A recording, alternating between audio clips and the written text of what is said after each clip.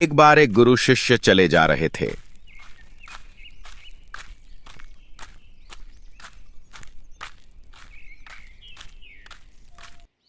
रास्ते में मछली पकड़ने वाला मछुआरा मछलियां पकड़ रहा था, ऐसे झाल डाल रहा था और बाहर निकाल रहा था मछलियां पकड़ने के लिए,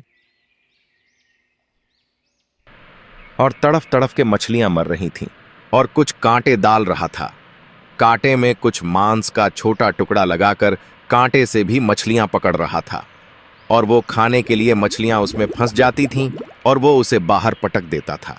पटकते ही वो तड़फ तड़फ के मर रही थी।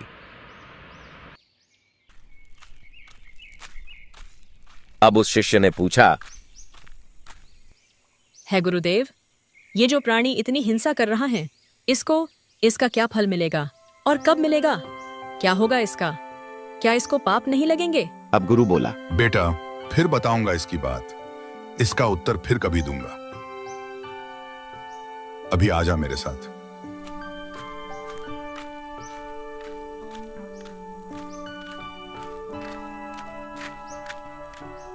फिर 5-10 बरस के बाद एक दिन क्या देखा कि एक हाथी का बच्चा उछल कूद मचा रहा था। उछल कूद मचाता मचाता वो 2 पेड़ों के बीच में फंस गया। उछल कूद करने के चलते वो 2 पेड़ साथ में थे, उनके बीच में फंस गया और फिर वो खींचातानी करते करते बड़ी मुश्किल से उसमें में से निकल तो गया, पर छिल गया सारा। उसके ऊपर की खाल छील गई रगड़ खाने की वजह से और उसमें सारे में कीड़े पड़ गए। पूरे शरीर को कीड़े खा रहे हैं बिना गिनती के, और वो चिल्लाता चिल्लाता जा रहा है। और एक दिन वहीं वह दोनों गुरु और चेला जा रहे थे। अब उस शिष्य ने पूछा,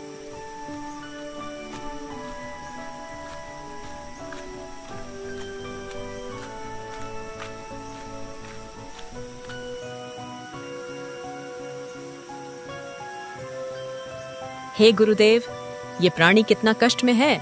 इस प्राणी का कौन सा ऐसा पाप है जो इसके आड़े आ गया है?